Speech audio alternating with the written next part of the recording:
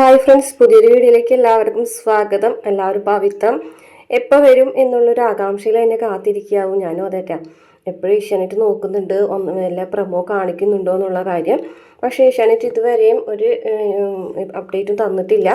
എന്തായാലും ഉടനെ തന്നെ വരും. നല്ലൊരു ടൈം തന്നെ പവിത്രത്തിന് കിട്ടുമെന്ന് നമുക്ക് പ്രതീക്ഷിക്കാം. കാരണം അത്രയും നല്ലൊരു രീതിയിൽ പോയിരുന്ന സീരിയലാണ്. അപ്പോൾ അതുകൊണ്ട് തന്നെ നല്ലൊരു ടൈം കിട്ടും. ജൂൺ 1 തീയതി തന്നെ തുടങ്ങും എന്നൊക്കെ നമ്മൾ വിചാരിക്കുന്നുണ്ട്.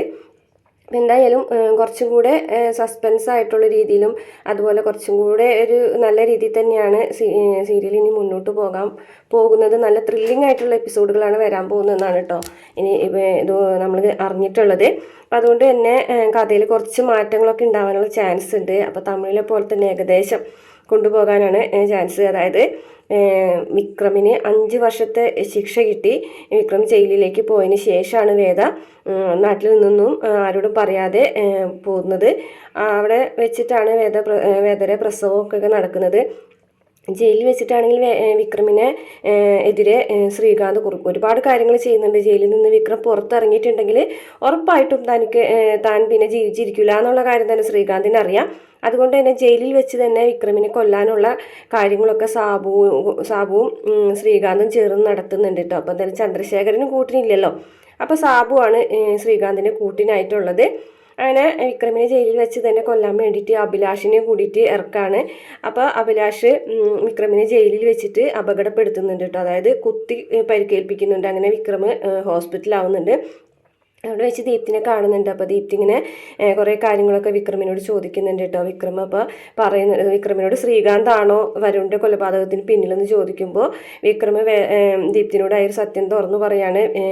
ശ്രീകാന്ത് തന്നെയാണ് കൊലപാതകി, മാത്രമല്ല ചന്ദ്രശേഖരനെ കൊന്നതും ഞാനല്ല, ശ്രീകാന്ത് തന്നെയാണെന്ന് ദീപ്തിയോട് പറയുമ്പോൾ ദീപ്തി ആകെ ഞെട്ടിത്തരിക്കുകയാണ് കേട്ടോ. അങ്ങനെ വിക്രമിനെ വീണ്ടും ജയിലിലേക്ക് തന്നെ കൊണ്ടുപോവുകയും അതുപോലെ തന്നെ ദീപ്തി വേറെ വാസവൻ്റെ അടുത്തേക്ക് പോയിട്ട് ശ്രീകാന്താണ് വരുണിനെ കൊന്നതെന്നുള്ള സത്യം തുറന്നു പറയുന്നുണ്ടേ. അപ്പോൾ എന്തായാലും വിക്രമിന് ഒരു അപകടം സംഭവിക്കാനായിട്ട് ഇനി സമ്മതിക്കില്ല.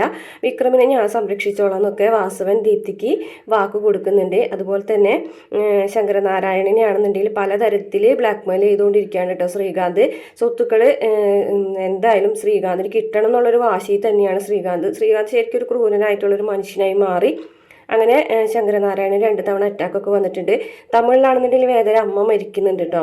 മലയാളത്തിൽ അങ്ങനെ ഉണ്ടാവുമെന്ന് അറിയില്ല. എന്തായാലും തമിഴിലിട്ട പോലെ തന്നെ വേദ ചിലപ്പോൾ കളക്ടറായിട്ടായിരിക്കും തിരികെ നാട്ടിലേക്ക് എത്തുന്നത്. അപ്പോൾ സ്ഥലം മാറ്റം കിട്ടിയിട്ടാണ് വേദ നാട്ടിലേക്ക് വരുന്നത്. അപ്പോൾ വേദ നാട്ടിലെത്തുമ്പോൾ കളക്ടറാണെന്നുള്ള കാര്യമൊന്നും ആർക്കും അറിയില്ല. അപ്പോൾ വേദന അപകടപ്പെടുത്താനായിട്ട് ശ്രീകാന്ത് ശ്രമിക്കുന്നുണ്ട്. അതായത് വേദന കൊല്ലണം. അതുകൊണ്ട് തന്നെ വേദ കാറിൽ ഇങ്ങനെ പോയിക്കൊണ്ടിരിക്കുന്ന സമയത്ത് ലോറി ഇടിപ്പിച്ച് വേദന കൊല്ലാൻ ശ്രമിക്കുന്നുണ്ട്. അങ്ങനെ വേദ ഹോസ്പിറ്റലാവുകയാണ് കേട്ടോ. അങ്ങനെ വേദ ഹോസ്പിറ്റലായത് അറിഞ്ഞിട്ട് വീട്ടുകാരും അതുപോലെ മാഷും കമലാമ്മയും അങ്ങനെ എല്ലാവരും ഹോസ്പിറ്റലിലേക്ക് ഓടിയെത്തുന്ന ഭാഗമൊക്കെ കാണിക്കുന്നുണ്ട് തമിഴിൽ. അപ്പോൾ അവിടെ വെച്ചിട്ട് എല്ലാവരും അറിയാണ് വേദ കളക്ടറാണെന്നുള്ള കാര്യം. മലയാളത്തിൽ മാറ്റം വരാനുള്ള ചാൻസ് ഉണ്ട് കേട്ടോ. ഇനി എന്തെങ്കിലും സസ്പെൻസൊക്കെ ഉള്ളതുകൊണ്ട് ഇനി കളക്ടറായിട്ട് തന്നെ വരുമോയെന്നും അറിയില്ല. അപ്പോൾ അവിടെ വെച്ചിട്ടാണ് കളക്ടറാണെന്ന് അറിയുന്നത്. അപ്പോൾ ശ്രീകാന്തൊക്കെ ആകെ ഞെട്ടി പോകാണ്. കളക്ടറെയാണ് താൻ കൊല്ലാൻ ശ്രമിച്ചതെന്ന് ശ്രീകാന്തിന് മനസ്സിലാവുന്നുണ്ട്. അതുപോലെ തന്നെ പിന്നീട് വിക്രം ജയിലിൽ നിന്ന് വരുന്ന സമയത്തും വിക്രമും കൊച്ചും കൂടി ഭയങ്കരമായിട്ട് കൂട്ടാവാണ് കേട്ടോ. അപ്പോൾ വേദയുടെ കൂടെ ഒരു ആയുണ്ട് കൊച്ചിനെ നോക്കുന്ന. ആ ആയര കുഞ്ഞാണ് കൂടെ ഉള്ളതെന്നാണ് കേട്ടോ വേദ എല്ലാവരോടും പറയുന്നത്. വേദയുടെ കുട്ടിയാണെന്ന് പറയുന്നില്ല. അങ്ങനെ ലാസ്റ്റ് വേദയ്ക്കും വീണ്ടും വേദന കുത്തി പരിക്കേൽപ്പിക്കുന്നുണ്ട് കേട്ടോ.